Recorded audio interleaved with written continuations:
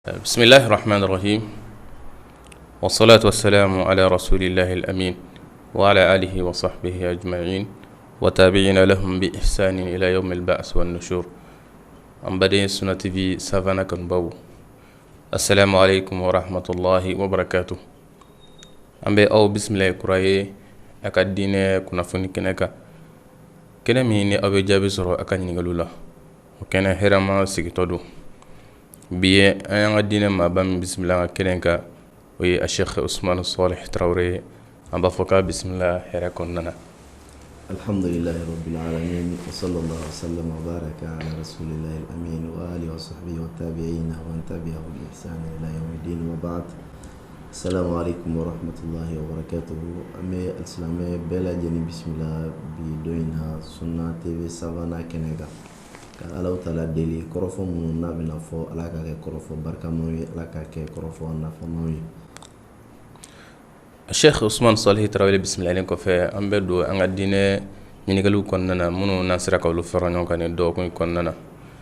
ناي دمنا الكولاسا أمنا بو أمبل ما دوكا ينقليكا عليكو أكا ينقلين كوننا يلا كم مامو نوبو ونيغاري كروبو السلام ولا ni ado beke islamu ka fini don chukawiye kan yelabo na ke ula kunin tiglamo ko islamu kan amude taka nyeshuma ani ni manunu jore muye masa subhanahu wa ta'ala yoro ala kan be sobama ka yelabo na ke ala ka dina la ani ala ka dina tamasena ani ala ka dina barabawla waliya do mumba la nabe mo kafiriya ni ka kewali ani duskun bena nyogoma koray dumay mamun be ni ala ka dina goyenya be aro o tigla ma na yele bona ke ala ka dina la walma ala ka dina tamasen dola misali buloma alqur'ana kalana ko lu doya walma ala ka dina tamasen femune no doy misali buloma tuguni ala ka sallallahu alaihi wasallam dona ka foko bomo sitigi kundu ka yele bona ta ka nyesi bomo sinna nyogonama walma ka yele bona ta ka nyesi fini don chuguma musa watele no ka bo al-islamia dina kono misali buloma ka fo ina fo modo ba fo chugama muso munu be no bo ere sutara ne fini fima ko lu wele ne to jugi ko nenja walma ka fo ko fini fin don ko nyede wala saka mo ka fen sunya ka dutu ka datu ko fini fin ko anu na nyona munu flene mambe ni bara nyonke na duskuna ka kewali bena nyogoma abe kafiri yani asababu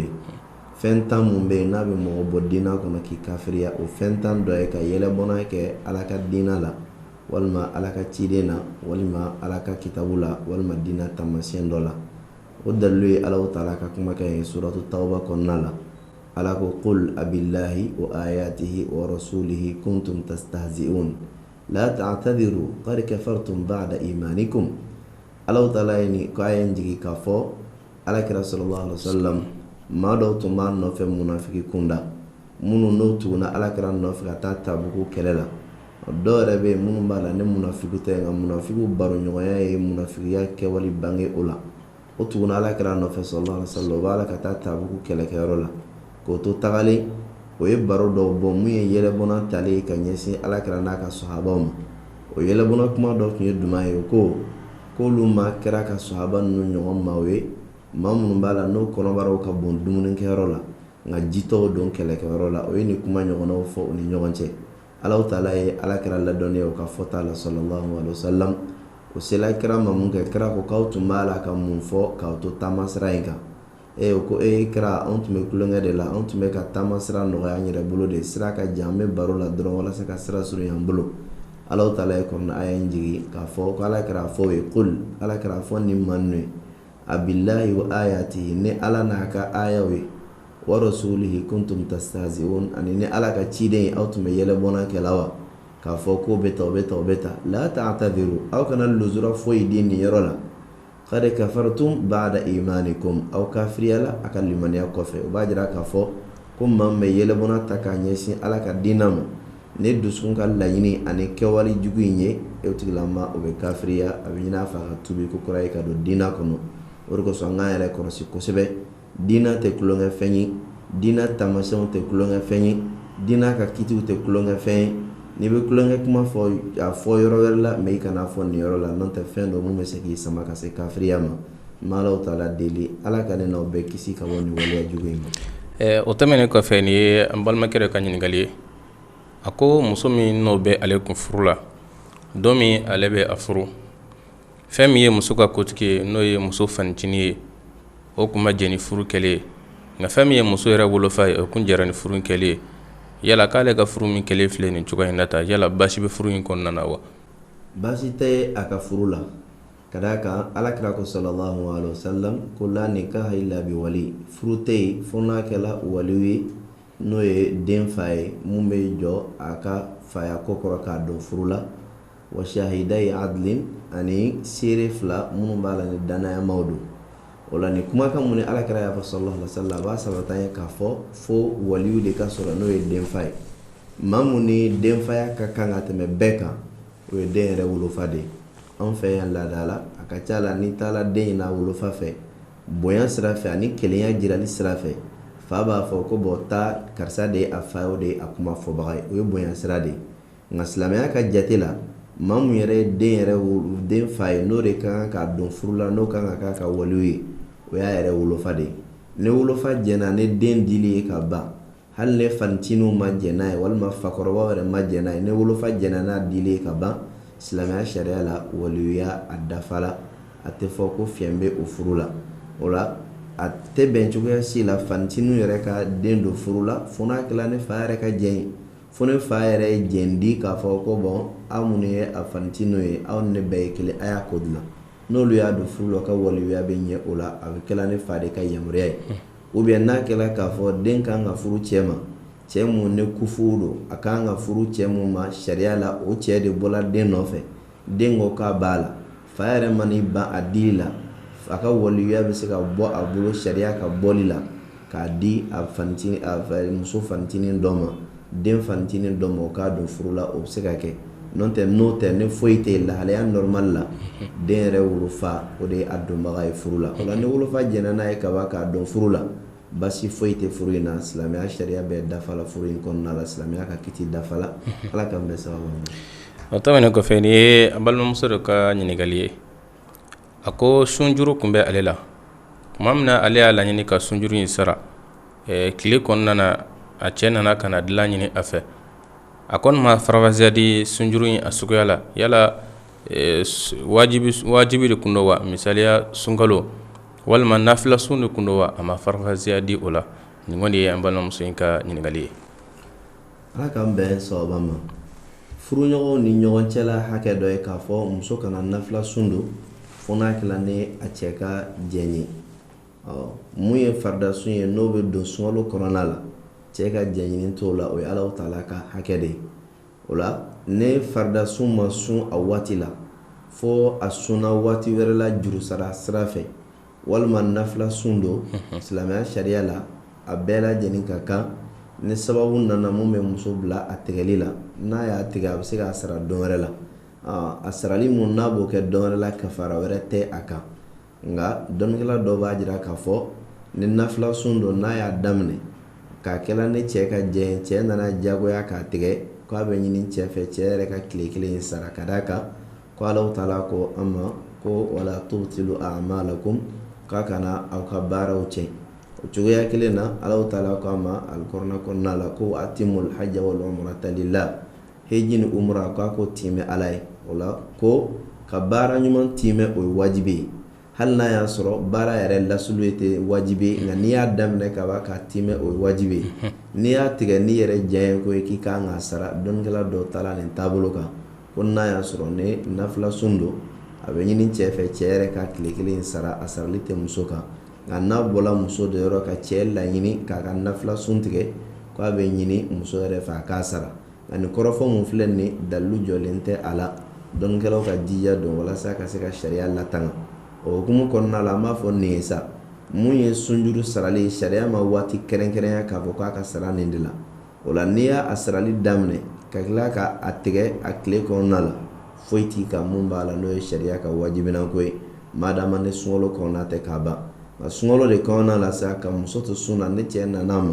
kafara bɛ wajibiya kɔ lahalaya de la o de tɛ bɛn. Nka sunkalo kɔfɛ cɛ mago jɔla a la a bɛ sunjuru sara de la n'a ye sun tigɛ k'a da cɛ mago dilanni kan sariya la basi foyi tɛ a kan a b'a sara wagati wɛrɛ la hali n'a y'a sɔrɔ farida sun juru de tun b'a kan na ala k'an bɛ sababu ma.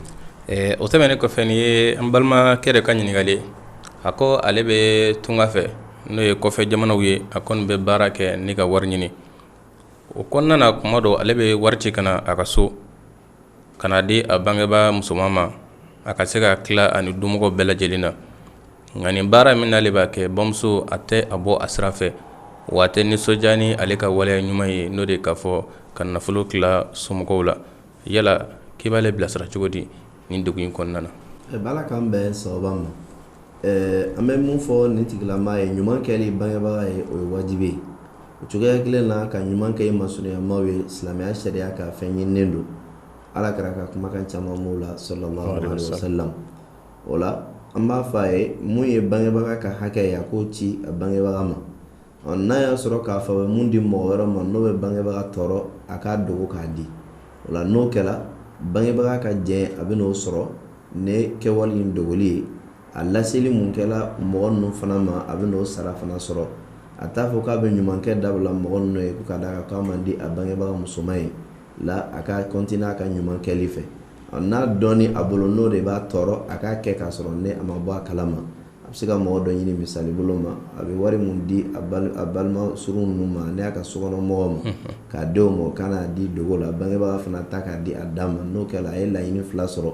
bangebaga ka jɛn a y'o sɔrɔ ka d'a kan a ma bɔ dɔ in kalama a tilala ka ɲuman fana kɛ ninnu ye fana nka ka ɲuman tigɛ ka d'a kan man di bangebaga ye o kɔni o tɛ silamɛya ka fɛn ɲininen y'a bolo ala k'an bɛ sababa ma. O kɔfɛ nin y'an balima wɛrɛ ka ɲininkali a ko ale n'a balimakɛ dɔ ni ɲɔgɔn cɛ a y'a tɔɲɔ ni k'a ka hakɛ dɔ tiɲɛ nka o kɔfɛ ale kɔni nimisara a ye baara min kɛ ne ka yafa deli a balimakɛ in ma nka balimakɛ in ma sɔn ka yafa ale ma fiyewu yala k'ale bɛ se ka bɔ nin degun in kɔnɔ cogo di. ala k'an bɛn sababa ma an b'a fɔ a ye fɔlɔ halisa a k'i dumɛ yafa ɲini na a balimakɛ in bolo o tuma dɔ la ala taala na nɔgɔya don a dusukun na k'a to a ka yafa ma o ye kelen filanan ye mun ye a k'i jilaja baara ɲuman kɛli la ka d'a kan ni balimakɛ in ma yafa ma nin juguman in na alikiyama jɔ don na ala taala tɛ a lajagoya yafa a ka hakɛ de bɛna minɛ ka d'a ma hakɛ in tɛ minɛ dɔwɛrɛ la fo n'a kɛla barajiw ye ka baraji mun bɛ ala taala b'a ta o de la k'o di balimakɛ in ma o la n'a y'a jilaja ka ɲuman kɛ mun b'a to hali ni balimakɛ in ma yafa ni ala nana a fɔ k'a bɛ a ka hakɛ tigɛ a ka baraji la fɛn ka sɔrɔ a bolo mun bɛ se ka balimakɛ in ka hakɛ sara a k'i jilaja ɲumankɛ ma o sira fɛ nin fɛn fila de bɛ ɲini a fɛ a kana yafa deli dan sira la a ka dumɛ ka yafa deli a bolo ni ala sɔnna don dɔ la a na sɔn n'a ma sɔn fana a bɛ k'i jilaja baara ɲuman kɛli ma n'a ma sɔn o b'a to alikiyama jɔ don na balimakɛ in ka hakɛ n'ala y'o minɛ k'o di balimakɛ in ma o bɛ kɛ sababu ye k'a to a fɛn bɛ sɔrɔ ale bolo mun n'o bɛ se ka kɛ balimakɛ ka hakɛ sarali n'a ye ala k'an bɛ sababu ma. O tɛmɛnen kɔfɛ nin ye an balimakɛ dɔ ka ɲininkali ye a ko k'ale kɔni ye min jateminɛ a furumuso la o de ye k'a fɔ a bɛ ɲumanya kɛ a sigiɲɔgɔnw ye k'a sɔrɔ a ma kɛ ale ka jɛn ye ko kuma dɔ la hali n'ale ye yakariya baarayɔrɔ la a ka surafana muso bɛ surafana in ta k'a ɲi a sigiɲɔgɔnw la k'a sɔrɔ a ma k'ale ka jɛn yala k'ale bɛ se ka ɲangi lase muso ma nin baara in kɔnɔna na wa. ala k'an bɛ sababa ma muso ka ɲuman kɛ a cɛ ka nafolo la ani cɛ ka balo la o bɛɛ lajɛlen a ka nafolo dɔ ye k'a sɔrɔ ne cɛ ma jɛn di a ma baasi tɛ a la silamɛya sariya la jɛn bɛ se ka kɛ fɛn fila dɔ la kelen ye jɛn bɛ se ka kɛ kumakan ye k'a fɔ ye ko bon n jɛr'i ma a kɛ tan walima jɛn bɛ se ka kɛ urufu ye fɛn mun dɔnnen don mɔgɔw bolo k'a fɔ laadala musow de bɛ dumuni tobi ni dumuni kɛla ka ban dumuni tɔ bɛ tila ka segin olu de ma n'o ma di mɔgɔ wɛrɛ ma a bɛ laban ka kɛ tiɲɛni ye nin ye k'o di mɔgɔ wɛrɛ ma sa o jɛn ye urufu ye fɛn mun b'a la n'a lakodɔnnen don sigida mɔgɔw fɛ k'a fɔ ko nin ye a cogoya ye o la a ye misaliya mun yɛrɛ di kɛrɛnkɛrɛnna bolo ma o don dumuniko kɔnɔna la o jɛn ye jɛn mun b'a la n'a dilen don urufu la nka ne muso y'a dɔn k'a fɔ ko a b'a dili mun kɛ mɔgɔ ma ko man di a cɛ ye cɛ bɛ fɛ a ka kɛ cogo wɛrɛ o bɛ se k'a dɔn cogoya mun na a bɛ ɲini a fɛ a k'a dili dabila o la ni muso ye ɲuman kɛ cɛ ka nafolo la a bɛ nafa sɔrɔ a la ka d'a kan a nana ala kɛra ka kumakan dɔ la sallallahu alaihi wa sallam Aisha to ye kumakan mun langali an ye k'a fɔ ko ala kɛra ko وما أنفقت المرأة من بيت زوجها غير مفسدة كان لها أجرها وله مثله بما كسب ko muso n'a ye fɛn mun bɔ a cɛ ka nafolo la k'a kɛ saraka ye k'a sɔrɔ n'a ma kɛ ni tiɲɛni ye ko muso yɛrɛ b'a baraji sɔrɔ cɛ yɛrɛ fana bɛ o baraji ɲɔgɔnna sɔrɔ o b'a jira k'a fɔ muso bɛ ɲuman mun kɛ cɛ ka nafolo la a t'i n'a fɔ ko muso de t'a dɔn dɛ muso bɛ baraji sɔrɔ ale kɛra sababu ye k'a dili mun kɛ o cogo kelen fana la a bɔla cɛ mun ka nafolo la cɛ bɛ baraji sɔrɔ ka da o kan alakira ka kumakan wɛrɛ bɛ yen sallallahu alaihi wa sallam n'o ye Zubair muso ye Asma taala alakira ma don dɔ la sallallahu alaihi wa sallam a ko alakira ko kuma dɔw la fɛn dɔw bɛ kɛ anw bolo an ka du kɔnɔ ka bɔ balomafɛn na walima nafolomafɛnw na ko yala ne bɛ se ka mɔgɔ sɔn a la wa alakira ye jɛn d'a ma sallallahu alaihi wa sallam ko awɔ i bɛ se ka sɔnni kɛ a la i seko damayira la ka sɔrɔ n'a ma kɛ ni tiɲɛni wa sara dɔ ye e yɛrɛ fana ta ye ni ne dalilo ye k'a fɔ muso bɛ se ka fɛn ta cɛ ka nafolo la k'a di ka ɲuman kɛ ni a ye o bɛ se ka kɛ cɛ yɛrɛ ye jɛn d'a ma k'a ta walima cɛ ma jɛn d'a ma nka a b'a dɔn cɛ bɛ jɛn ni a ye baasi tɛ o kɛli la nka ni cɛ banna mun ma ka bali a ma a ɲininen don a fɛ a k'o to yen ala k'an bɛ sababa ma. o tɛmɛnen kɔfɛ ni ye an baliman wɛrɛ ka ɲininkali ye a ko ale kɔni bɛ butiki feere de kɛ nka fɛn min ye sukaromafɛnw ani bisikimafɛnw a b'olu feere nka a balima dɔ nana don a kun fɛ n'o de k'a fɔ a ka sigarɛti fara a ka baara in kan o bɛ kɛ sababu ye de ka jɛko in yiriwa yala ko o baara in ale donni o la ko kibaruya jumɛn bɛ o la. Sigarɛti feereli ye haramu ye a minni ye haramu ye ka d'a kan alisilamɛya sariya la fɛn o fɛn mun b'a la n'a y'a sɔrɔ a nafa haramuyalen don o fɛn yɛrɛ fana haramuyalen don fɛn o fɛn mun nafa haramuyalen don o fɛn sɔrɔ fana haramuyalen don o la sigarɛti haramuyalen don Allahu taala ko a ma alikɔrɔna kɔnɔna la yasalunaka madha uhilla lahum qul uhilla lakum at-tayyibat kala kɛra bɛ ni ɲininka mun ladagala olu ye ka bɔ donfɛnw ni minfɛnw na k'a fɔ o ye ko Allahu taala ye ladagali kɛ aw ye fɛn sanumanw la o cogoya kelen na Allahu taala ko wala tulqu bi aydikum ila tahaluka k'aw yɛrɛ kana aw bolo ta k'a don aw halaki fɛn na k'aw yɛrɛ kun halaki ala ye nin kumakan mun fɔ n'i y'o la kumakan ninnu lajɛ fɔlɔ sigarɛti ye fɛn nɔgɔlen ye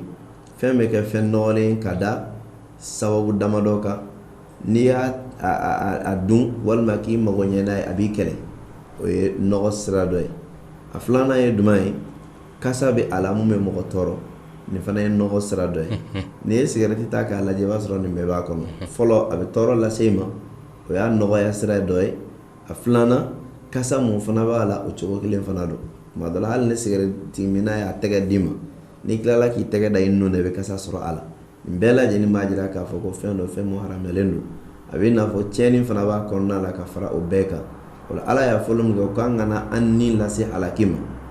sigarɛti minni bɛɛ b'a dɔn k'a fɔ k'a bɛ sigarɛti minna halaki cogoya min na maa caman sata bɔla sigarɛti de la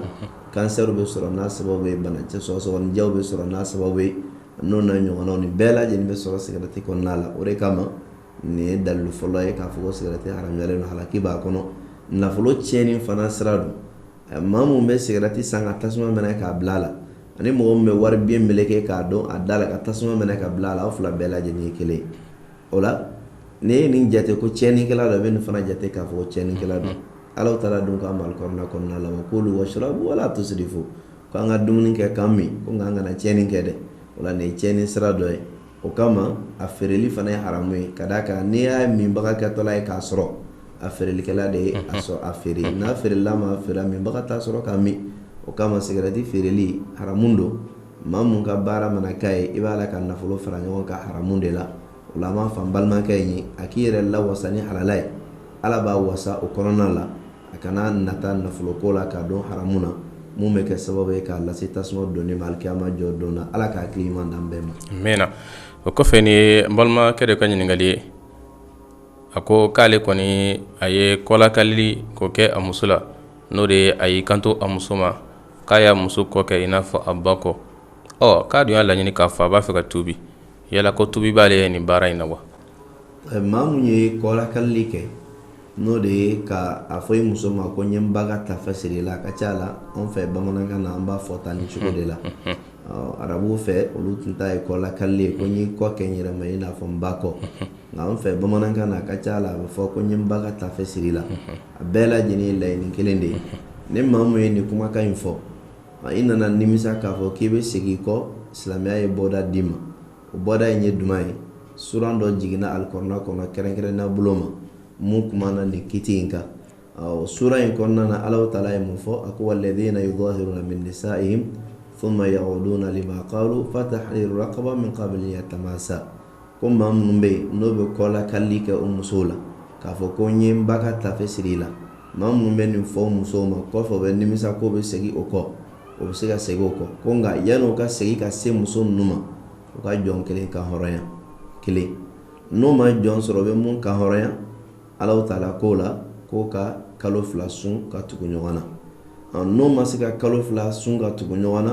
miskina 60 k'o ladumuni nin de Alahu Taala ka kiti dilen ye maa ka kɔɲɛ na maa mun ye nin kɛ o la yanni a ka se nin kɛli ma bɛɛ k'a dɔn k'a fɔ nin kuma ɲɔgɔn fɔli kuma jugu don Alahu Taala ye kumakan in fɔ an ye halisa suran kelen in kɔnɔna la ko maa minnu b'a fɔ o musow ma ko n ye n ba ka tafe siri la n y'i kɔ kɛ n yɛrɛ ma i n'a fɔ n ba kɔ ko olu tigilamaw o ye kuma lankolon de fɔ nkalon kuma dɔ y'a fɔ jurumi kuma dɔ y'a fɔ cogo duman la i ba tɛ muso wɛrɛ ye fo mun y'i bange ka na diɲɛ kɔnɔ o de y'i ba ye cogo duman la e bɛ dɔ k'i ba ye Ala ma mun k'i ba ye o la jurumi kuma don kɔrɔ ye kuma in yɛrɛ fɔlen i bɛ jurumi sɔrɔ a la ka d'a kan nkalonba don i ye nkalonba de fɔ wa i y'i ba yɛrɛ dɔgɔya de mun na mun ye kalo 9 kɛ k'e kɔnɔbara ta ka tila ka i ladon fo k'i kɛ maa ye o kɔfɛ e ka tila ka na muso wɛrɛ bila k'e b'o n'o kɛ kelen ye n'i y'a lajɛ i ba dɔgɔya de o de kama Alahu Taala y'a fɔ wa innahum la yaquluna munkaran min alqawli wa zura ko maa minnu bɛ nin fɔ la o b'a la ka kuma kɔni de fɔ o b'a la ka nkalon kuma de fɔ kuma in yɛrɛ fɔli man kan cogo si de la an kana to a ka bɔ an da gɛlɛya mana kɛ cogo cogo an n'an furuɲɔgɔnw ni ɲɔgɔn cɛ o la n'a dun bɔla mun da i bɛ tuubi ka taa Ala ma tuubi kɔfɛ yanni i ka segin ka taa muso in ma nin de ye a kɛfara ye silamɛya bɛ mun di an ma Ala k'an bɛɛ sababa ma an baden Sunna TV safana kanubaw nin ye aw garisɛgɛ bisigi kɔnɔna na an bɛ dugawu kan k'o di Sheikh Usmane Salihi Tarawele ma ka dugawu kɛ silamɛ bɛɛ lajɛlen an bɛ Alahu Taala deli kɔrɔfɔ minnu fɔla Ala k'a kɛ an bɛɛ nafa n'a ye Ala k'a kɛ nɔrɔ ye dusukun na k'a kɛ yelen y'an bolo an taamasiraw fɛ a baara kɛ ko ɲuman Ala ka bɛn siman d'an ma o la Ala k'a kɛ alijanna sɔrɔli sababu ye an bɛɛ lajɛlen bolo ka bɛɛ lajɛlen fo Mali kɔnɔ Mali kɔ kan diɲɛ fan bɛɛ lajɛlen na maa o maa mun sɔgɔlen don Sunna TV sabanan na nin wagati in na ka Alahu Taala deli Ala ka wagati in k'an bɛɛ lajɛlen ka waatiw la waati sɔn hɛrɛmaw cɛla wassalamu alaikum warahmatullahi wabarakatuh an b'a fɔ a kan bɛɛ sigida wɛrɛ insha Allah wassalamu alaikum warahmatullahi